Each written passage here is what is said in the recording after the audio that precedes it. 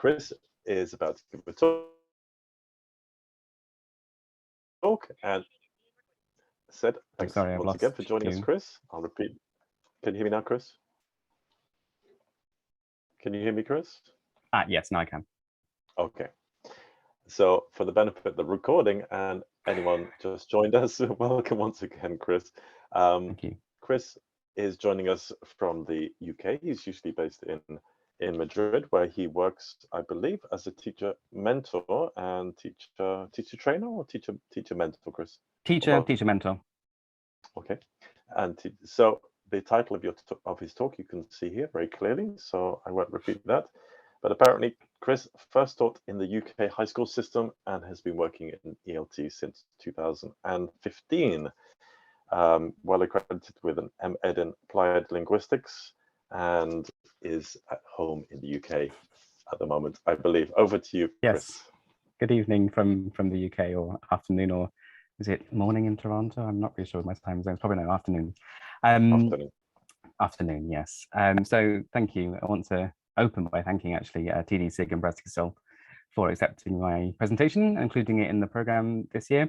I was honoured to be included in the previous Web Carnival on race and queerness in 2020. So it's great to be able to make a contribution today as well to our celebration of Paulo Freire's 100th birthday. This online format, in part born out of the pandemic, which has sadly had so many sad and unfortunate consequences, has opened the possibility for us to traverse international borders and sheer distance to take part in these events together. And while celebrating our ability to converse and connect today, I think it's important for us to reflect on how circumstances such as the COVID-19 pandemic often deliver the most profoundly negative consequences to those who are already with less power, those with less agency, less cultural capital, economic capital, and those populations who are the most oppressed. To begin, 3 comments about your involvement. Firstly, being online makes such an event as possible, but lacks the ease of the coffee break conversation. So I will open the breakout rooms twice during the presentation to give you an opportunity to discuss as you might with the people around you in a conventional in-person conference. Secondly, strongly believe that attending development events is only worth it if we act on the ideas as soon as possible afterwards. I have a notebook on the shelf. Well, it's not above me because it's in Madrid, that I take to all conferences and webinars, and like the road to hell is full of good intentions. So at the end of my presentation, I'll ask you to follow a link to a Padlet that I've created and post your thoughts in response to what I've said today. I did this with the last in-house CPD that I led recently, and the difference in seeing my team actually do the things that we talked about was noticeable. Finally, I'll welcome questions and comments at the end. I'm not a Freire scholar, so I don't promise all of the answers, and I'm perfectly happy if the chair is happy as well to have the time for questions become a discussion if that's more fruitful for everyone. So speaking of which, I don't claim to be a Freire expert. Indeed, I feel such a claim would be in itself anti-Freirean, denying the knowledge that you've brought with you today. So with the presentation, I'll offer you my thoughts and ideas and what I'm trying to do to make my pedagogy a little more Freirean. The title, after all, talks about steps towards. Who do I claim to be? Well, we've already mentioned what I do, where I'm from. I happen to be in Wales again for this weekend. And I'm driven by making teaching and learning a better experience for students and teachers alike. I'm passionate about inclusive pedagogies, and I could go on, but I won't. And instead, I'll return to Paulo Freire. While turning the pages of my copy of the Pedagogy of the Oppressed to prepare this presentation, I reread all the passages I'd underlined when I first read it. And a few of them jumped out at me, seeming relevant and significant for the presentation I already knew I wanted to give.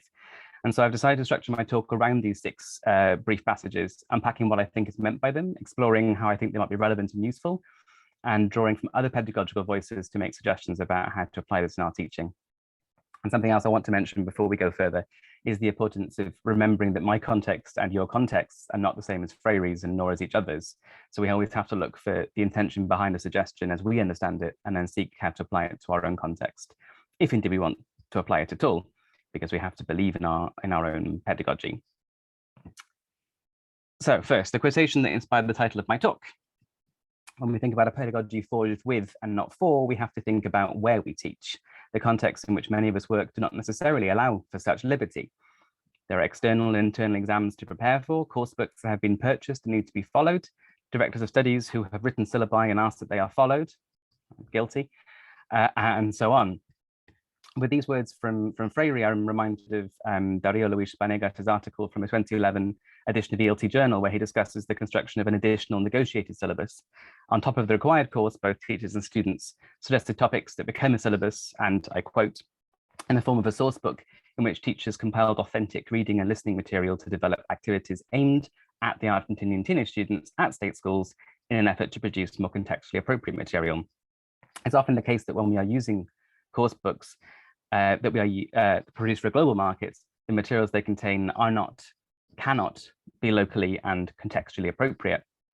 And so I cannot think of a simpler approach than that described by Luis Banegas, that combines required syllabi with this idea of forging additional syllabus with our students, rather than only using a curriculum designed for them, or perhaps not for them at all, but for students in general. Why might we want to produce a syllabus with our students? Simply put, involvement and the feelings of being involved. And this might lead to greater investment in Bonnie Norton's sense of the word in their learning. It's anecdotal, but relevant that on my Welsh course, we were recently asked for suggestions about what novel we should read together next. I actually didn't have a suggestion, but appreciated being asked the question. Knowing that the chosen novel is likely to have been suggested by one of my classmates gave me a greater feeling of involvement than with the previous novels that had both been chosen by our teacher. I talked about curriculum, but pedagogy also includes the methodology. And as the distinctly unpleasant expression goes, there are many ways to skin a cat. There are also many ways to teach the present perfect. I trained to teach teenagers, and although I now teach students of many different ages, and as much as it bewilders my sister-in-law, who is an early years practitioner, teaching teenagers remains my passion. I was working with a teacher who was struggling to maintain engagement with a group of teenagers following a B1 course. I asked what type of activities they were using, how the students responded, how the teacher thought the students might feel during the lesson, how the teacher felt while teaching that group. We established that the students were not enjoying the lessons, and nor was the teacher, and this was mainly down to the activities and the materials being used. And these were being chosen based on a very fixed idea about how a B1 preliminary exam prep group class should be taught. So we unpacked what the course aims were and whether there might be another approach. We asked the students what they wanted to do in the lessons, what type of activities that they enjoyed doing, and then completely changed the way the teacher approached the lessons. They were still preparing for the exam, still covering the language topics set out in the syllabus, but doing so in a way that suited both the students and the teacher better.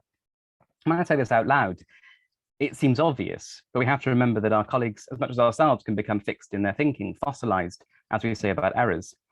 I remember that in my previous professional life, when working as a high school teacher, I worked with a teacher who had a very successful observed lesson and then shaped all subsequent lessons around that plan. And when I say all, I mean literally all. There were never any surprises for the students, nothing to catch them off guard and energize them, because the structure of every lesson was the same. Routine is obviously important, and we should certainly note the approaches and tasks and explanations in games that work and use them whenever they are appropriate. But when appropriate is key. I'll never understand why so many of my primary age students love playing hangman so much. But if I want to gain the practice of spelling, I know what to do.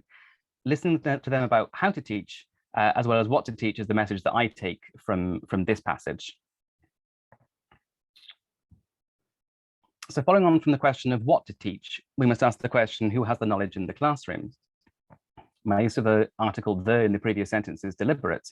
Everyone in the classroom has knowledge. Our students, as Freire writes, know things. As teachers, we might have the knowledge that they want to learn, or more of it than they currently have. But this doesn't mean that they haven't already learned and don't have existing knowledge to be shared and celebrated. This might be the target language knowledge. It might be local, heritage, or home culture knowledge. It might be knowledge of other languages, professional knowledge, or knowledge about hobbies and interests. I had a conversation with a teacher a couple of months ago about a situation where a business one-to-one student was skeptical about having been assigned a young teacher who had never been a business person. What could she possibly teach him? My answer was English. And my more serious advice was that she approached the student and the situation with honesty and humility. No, I don't know anything about running a business or winning clients. You do, but what I know is how to help you express yourself and do the things you already know in Spanish, but to do them in English. And I'll probably learn a thing or two about business along the way as well. And you'll be teaching me those things while practicing your English skills. As teachers, we don't know everything, and to pretend otherwise sets us up to fail. We might think we're supposed to know everything, but it's obvious to our students when we're not sure. So being honest and owning our own fallibility is common and excellent advice, and it applies here as well. I'm the expert in English, and you're the expert in business. Where we meet is where the magic happens. As another example, about 4 years ago, I was coaching a student who needed to run a corporate away day in English for the senior European directors of a global company. He was honest and very pleasant about having zero interest in learning English. His only goal was to be able to give instructions for the team building tasks clearly and fluently, be able to answer questions to clarify those instructions, and engage in polite small talk at the welcome and close of the day. He knew everything about these away days and the team building tasks, and I came with the fluent knowledge and fluent English and the pedagogical knowledge to help him reach his objectives, and we met in the middle. Maybe you're better at this than me, and if so, bear with me while I ask this rhetorical question. How often do you start a unit of work with a group of students and assume subconsciously, unconsciously, implicitly that your students don't know this content already? To ask it another way, how often do you specifically find out what the students know at the beginning of a unit, either in an explicit knowledge check according to test, teach, test, or in a more implicit way? Before asking the students, for example, to describe the image in the course book on the first page of the unit, or to discuss the activate questions in pairs or small groups, do you ask if anyone does or has done the activity in the image? If you prepared a grammar lesson, do you ask the students when they last studied the passive voice and what they remember? Or do you launch into the coursebook grammar discovery activity? I don't ask these questions to make you think you're doing things wrongly or badly. I'm just looking closely at this passage from the Pedagogy of the Oppressed and wondering how I might be able to apply these ideas to my classroom and do things better myself. And if there's something that I'm taking away from my own presentation today, it's the importance of always checking what students already know. We can also harness those critical moments when something unplanned comes along. The students do know about the topic. Great. Have them work in pairs and prepare a presentation on some aspect of the point you wanted to teach. Or someone has experience of the activity. Ask them if they want to talk about it. Not necessarily immediately in an uncomfortable spotlight, but with time to prepare in a future lesson. Another possibility, of course, is to literally make way for students' knowledge. Presentations about topics of interest, and I'm specifically thinking here about the Trinity College GESE syllabus and the associated teaching materials that come with it, that can get even some of our younger learners on their feet in a comfortable spotlight using target language, talk about something they know about, something they are passionate about, and feeling like the expert. For many reasons, I found myself going to the infamous passage from the Anthony Liddickett article and his story of the student speaking in Spanish saying that his boyfriend is tall and slim, but his teacher corrects him again and again to say that his girlfriend is tall and slim. And here I am going to that passage again. The heteronormative thinking of the instructor is usually the key takeaway point here, but it's also about an instructor who views him or herself, according to the first part of this quotation, that she or he has the knowledge and the student should listen to the correction. Fortunately, in this case, the student did know that he knew things, how to construct a grammatical sentence in Spanish and the gender of his boyfriend. And how many other moments, critical moments, occur when the students know things but bow to the knowledge of their teacher, assuming erroneously that they are wrong? And this links to my next point. Obviously, we can approach many aspects of reality as if they are exactly this: motionless, static, compartmentalized, and predictable. For example, the Pythagorean theorem about right-angled triangles has held up for thousands of years. I think in this dangerous post-truth age of alternative facts, I'm not sure we should be contributing to the discourse in a way that... Is there a cat joining us? I don't think we should be contributing to the discourse in a way that encourages to dispense with observable reality. I do think, however, that as teachers of English, we should recognize that we teach content that isn't motionless and isn't static. Rather, it's constantly on the move, changing and often unpredictable. There was an exercise in a course book that I used with my C1 Cambridge prep group this week about vocabulary differences between American and British English. Sadly, these are the only two varieties that ever seem to get noticed, and that's something I do try to address. The book is only a couple of years old, but of the 10 supposed differences, I had to point out that one is a distinction that I don't make, and I can't remember when or if I've ever made. And another is a distinction that I notice, but that I increasingly hear or read the American version in British situations. Internet culture, Netflix, and many other reasons have increased British exposure to American English, and it's being adopted. Sorry, Chris, it's just someone coming in and out. Hold on. Yeah, I can see that. That's okay. We can pretend, Canute-like, that this isn't the case, but this is to deny reality. Language is, of course, constantly changing.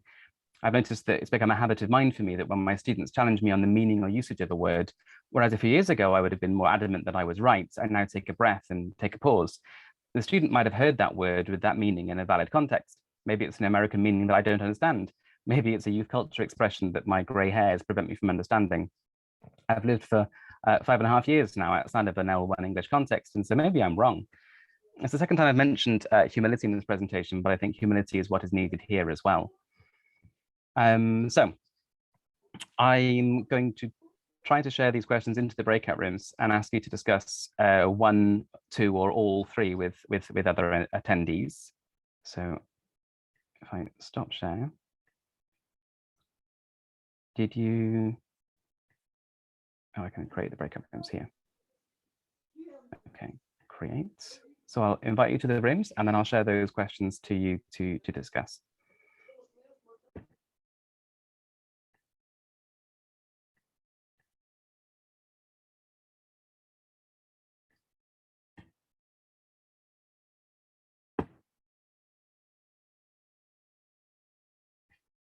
Okay, seems to have worked. So just so you know, Chris, there's like 4 or 5 people that are coming in and out trying to like bomb us for some reason. Excellent. That's Yeah. fun.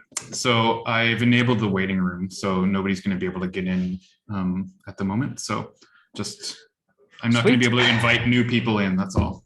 Yeah, that's a shame, but that's okay. Okay. Thank you.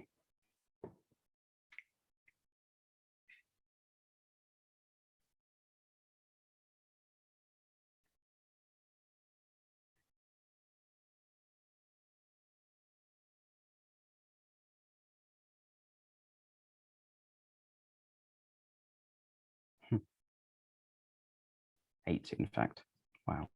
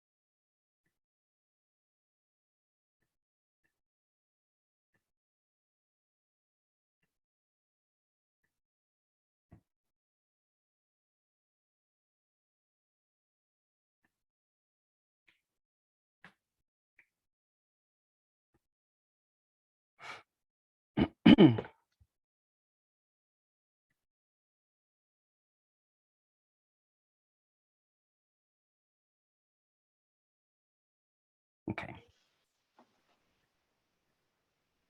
Whereas it was only about 4 minutes, but hopefully it was worth it. Maybe to just hear another voice apart from mine. So we move on.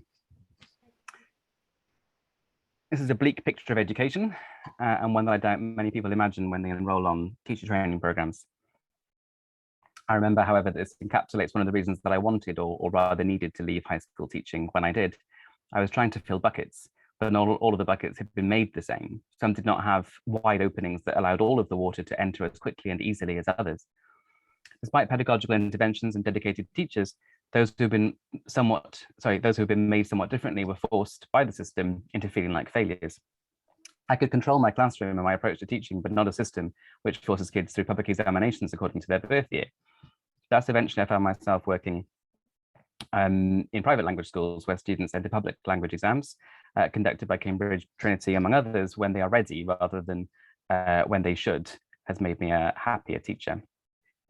Some of the problems with the filling of a receptacle model of education, and thus why I like the image that Freire paints, are the way it assumes more is necessarily better, that the content would likely be uniform, how the content would not be organized, but instead float in some sort of suspension, one assumes. And this last point stands out to me because I spend a lot of the time with my students teaching them how to organize their notes in diagrams and charts and tables, rather than meaningless and endless lists of vocabulary. And similarly, a lot of my students seem to have the impression that learning is exactly like filling a bucket. They pour the content into their notebooks, and then when an exam approaches, they try to pour the content back into their heads and keep it there before it spills onto the examination paper. Once the exam has been sat, the bucket is conveniently empty, ready to fill up with the content for the next exam. Wouldn't it be more efficient to actually learn and retain this information, I find myself thinking. And I think we implicitly permit this idea of learning to persist if we don't actively teach students study skills, if we don't teach them about the forgetting curve, if we don't teach them that they need to use the new vocabulary again in some way after only a few days, if we don't explain that doing the same exercise a fortnight later isn't repetitive and poor lesson planning, but rather a useful technique for helping them remember. This passage also reminds me of the quotation attributed to the Irish poet W.B. Yeats, when he said, "Education is not the filling of a pail, but the lighting of a fire." In Portuguese, educated carries the meaning of polite, and I think this is apt when we think about this quotation. I suppose when I think about Freire's words here, I wonder why we would want our students to adapt to and fit the world when they could be our next revolutionaries, our visionaries, changing the world. It's true, of course, that not all revolutionaries change the world for the better. But putting that to one side, don't I want my teaching to make one tiny corner of the world a better place? And given this presentation today, aren't I hoping that in some small way I'll change something in the world? Why then would we not want our students to change the world?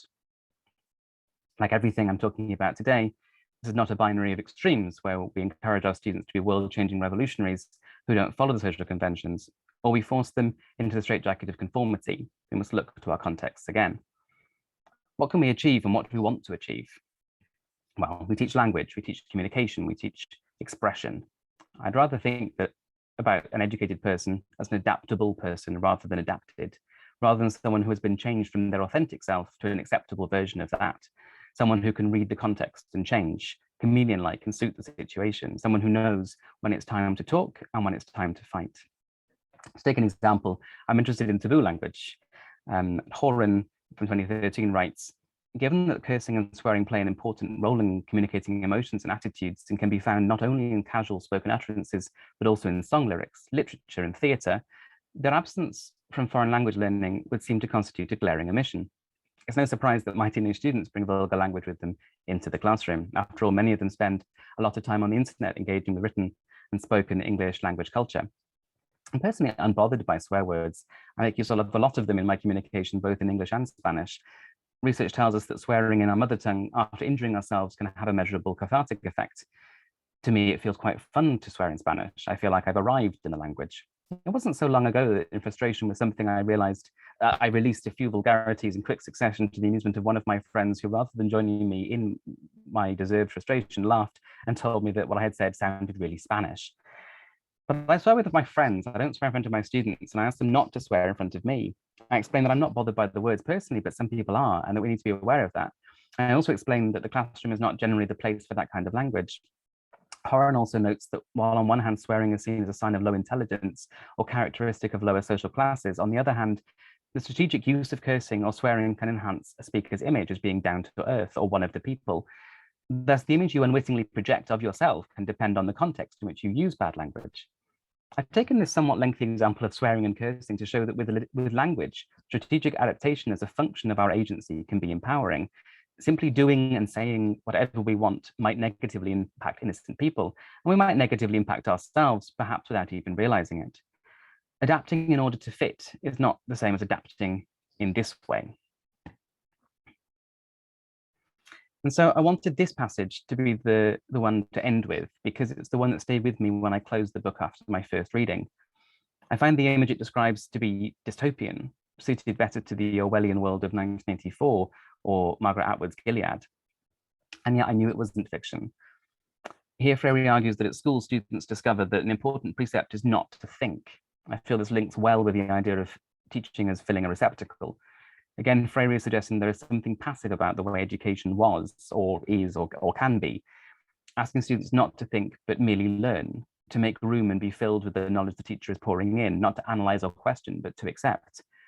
This makes me think of the exam factory model of education that schools and classrooms can so easily become if we allow them to. That B1 classroom I mentioned earlier had become one, but we noticed it and we rethought what was happening. I think if we apply the ideas we've been discussing to our classrooms and curricula, we can ensure the opposite and take steps towards Freire's vision. Asking students what they think they should be discussing and covering in their classes makes them think. Positioning them as experts in something, coming with knowledge, makes them think. Presenting appropriately the complexity of changing language and assessing what terms and ways of expressing themselves in different situations is the most appropriate also makes them think.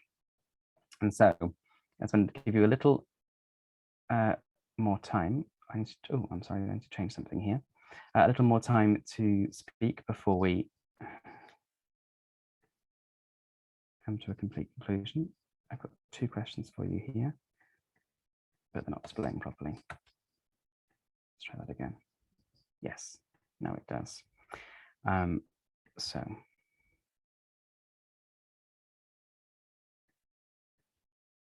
I'll invite you to speak with a couple of your colleagues again.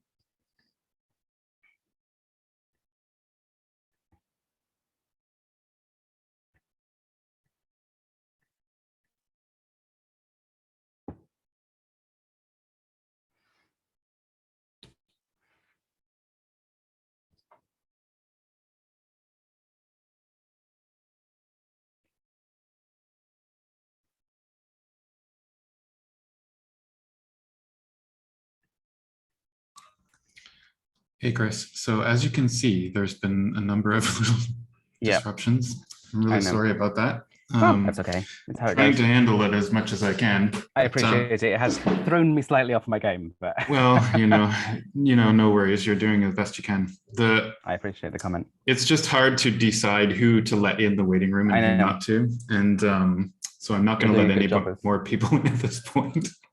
Yeah, so it's going to be a little bit small for now. Well, that's okay. Yeah. Thank you. Well, thank you for your efforts anyway. It's not nor is it your fault. I seem to have. Oh no, I found it again. I'd lost the breakout room control, but I've regained. I found it again, so that's fine.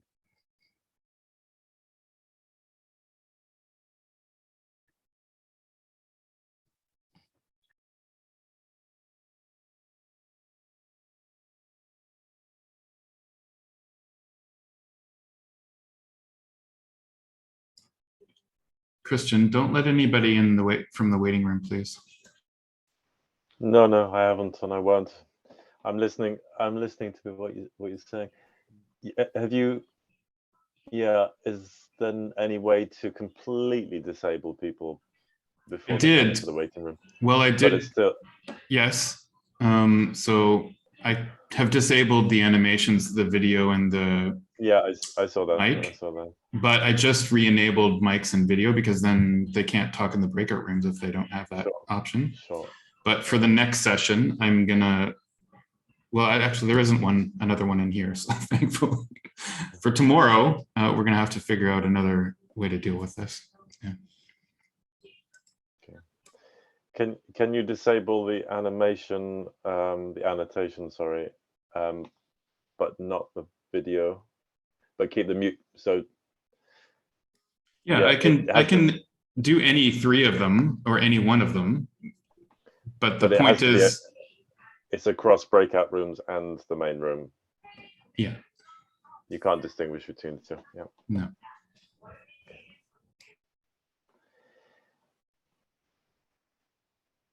Oh well. All fun at the circus. It's very democratizing to allow people and to do whatever they want. I suppose it is supposed to be a carnival. Yeah, right. I mean, I was feeling a little bit like, oh, there's most of the people have left the breakout room. They sort of or the waiting room, they gave up. And so I thought, okay, I'll just let in the few that are still there because they've been sort of sitting there. And those were the ones that drew the penis on them. Yeah. I was like, oh, stop.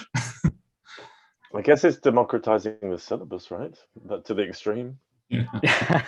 We're trying to. Yeah. I've invited people to come back to the main room now. Yeah, I suppose we are being democratic with our syllabus, forging it with.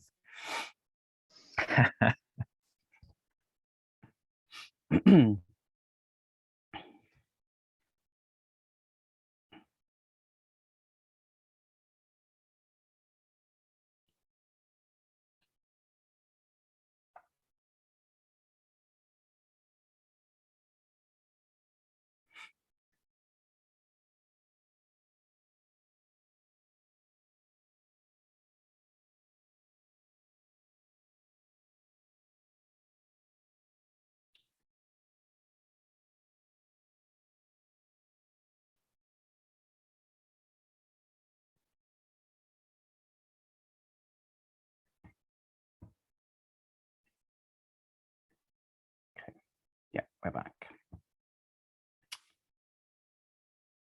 Okay, great. Welcome back. And so I'm going to start. Well, I'm going to draw things to a close. I plan to speak with the breakout rooms for about half an hour, which is what's happened. Again, I threatened you with this at the beginning.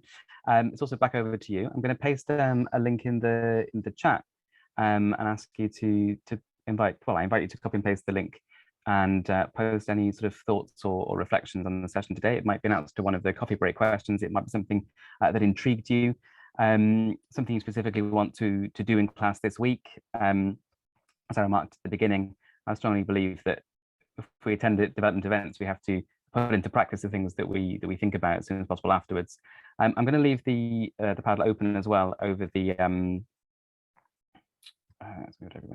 over the sort of the duration of the carnival over the weekend, and then I'll post a summary on my Twitter or blog, depending on what ideas or how many ideas come up. And that's more what I wanted to say.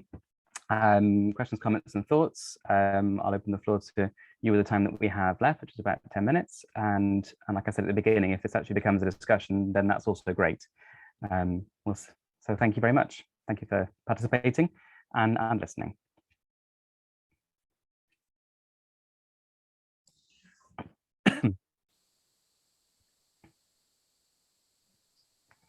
Tyson's asking. Yeah. Well, anything that it could be a question or answer to one of the questions that you were discussing. It could be a sorry, excuse me. It could be a reflection, a thought, or even a question that other people can comment on as well. I just wanted to democratize a little bit as well. Yeah, thanks, Tyson. Yeah, a little bit as well about that. And yeah, if there are any more questions, now would be a great time.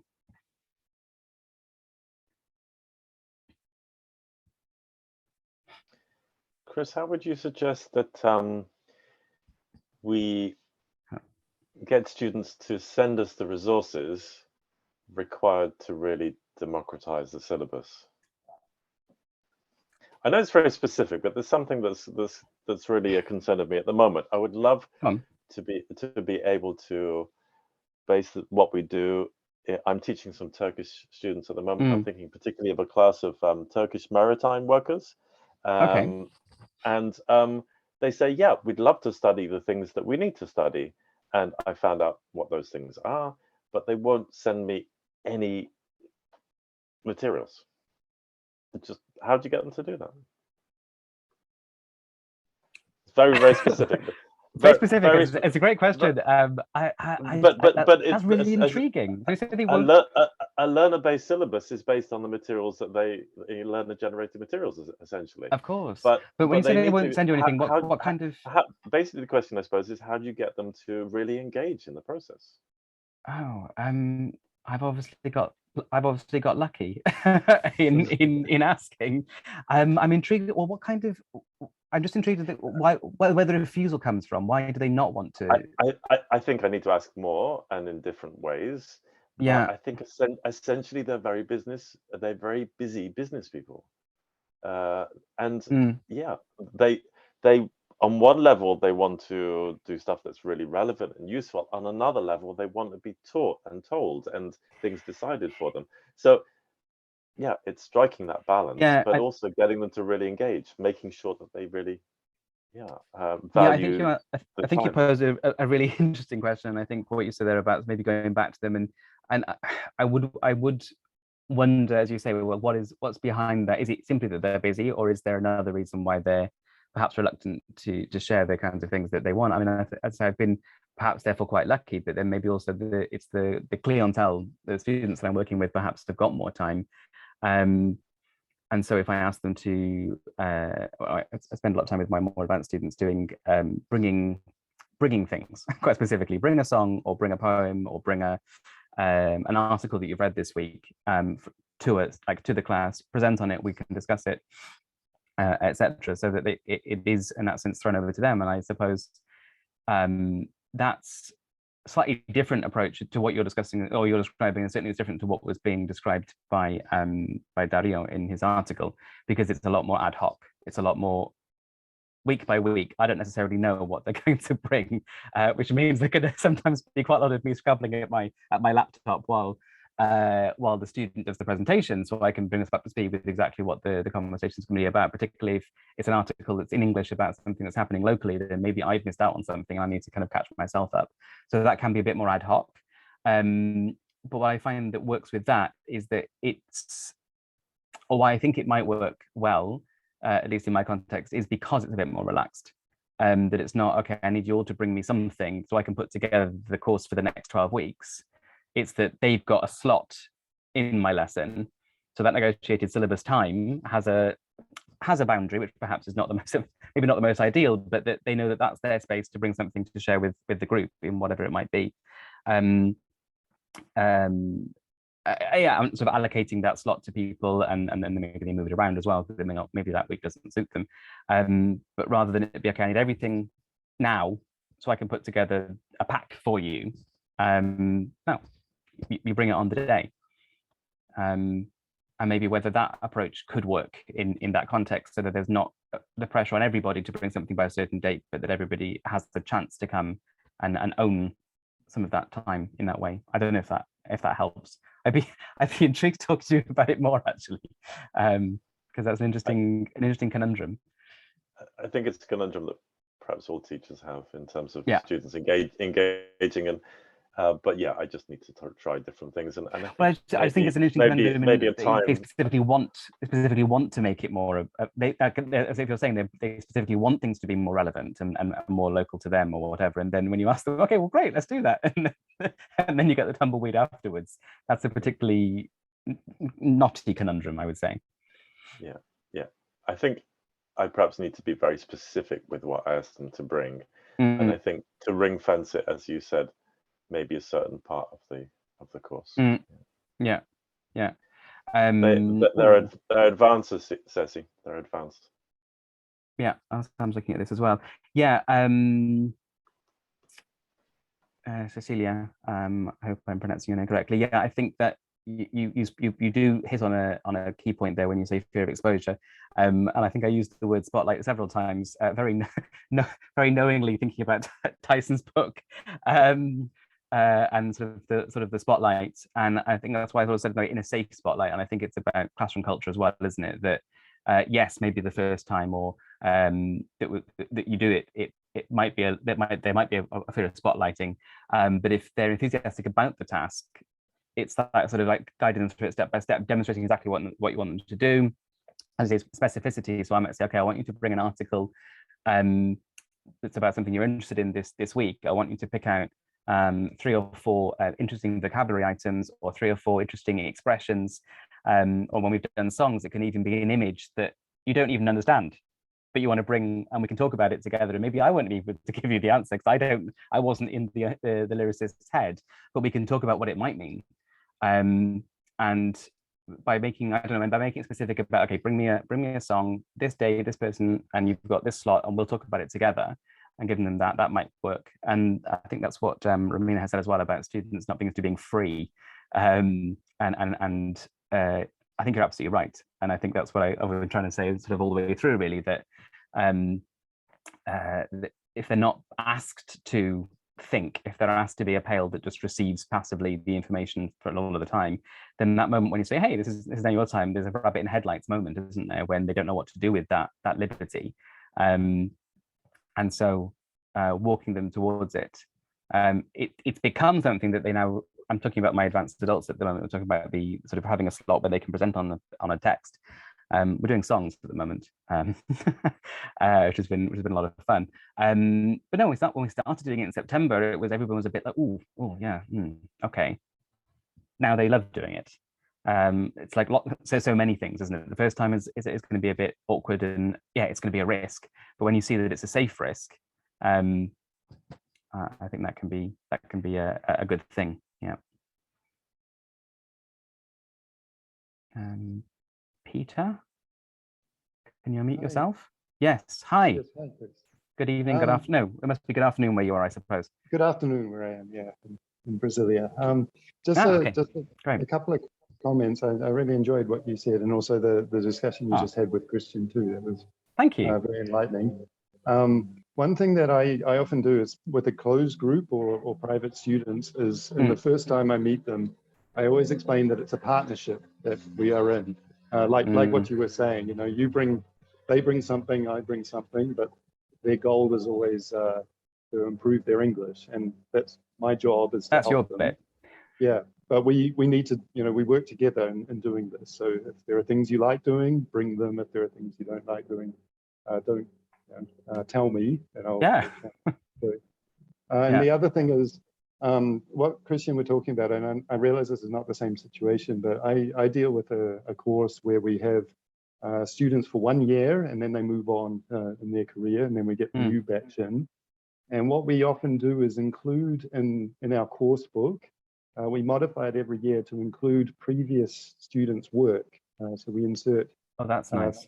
Things that they've done for assessments or volunteered or whatever. And then so from day one, the students open the book and they can see familiar names of people who've passed through, and they find it, you know, they feel like they can contribute more to the that's a really nice literally contributing to it. their writing, for example, is literally contributing. Exactly. So it becomes part, and I know it's only used the next year, but there's always that pride, you know. We try to send them a copy of the course book just so they can show their friends. That's a really nice nice thing to do. The first thing you mentioned as well reminded me of something that maybe I should have said, that what I do with sort of the, and maybe I should go younger as well, but with teens and above, I try to do sort of in November after a course started in September, and then, well, actually around now, probably next week, so I need to do it again. Is that such simple thing, the stop, start, continue. And if you don't know what I'm talking about, you simply get them a piece of scrap paper and tell them to write stop, start, and continue on it, and anonymously just write down if it's something that you're doing that they don't like, if it's something that something that you're not doing that they would like you to do, and it's something that you're doing that they want you to continue, and then just drop it in a box on the way out of the classroom. And it can be a really useful. It can be a great ego boost. Oh, they love that I do this. Okay, that's great because I love doing that as well. Or stop homework. Yeah, that's not going to happen. But but also you can get some sort of real insights of, well, actually, my teacher last year used to do this and I found it really helpful. Oh, okay, well, I can do that. No problem. It's a good thing I asked. So that's a good method for that as well. Very good idea. Yeah, suggestion box in the class. Yeah. Absolutely. Is there anything else? Do we have time, Christian? I think we better begin to wrap it up. Okay. Yeah, it's Well, just gone 1:45, at least here in the UK. Yeah. Oh, you're in the UK as well. Oh. I am indeed on the south coast in Brighton. Oh, very nice. So thank you so much, Chris. No, thank you. Thank you for being extremely patient during that. We had a couple of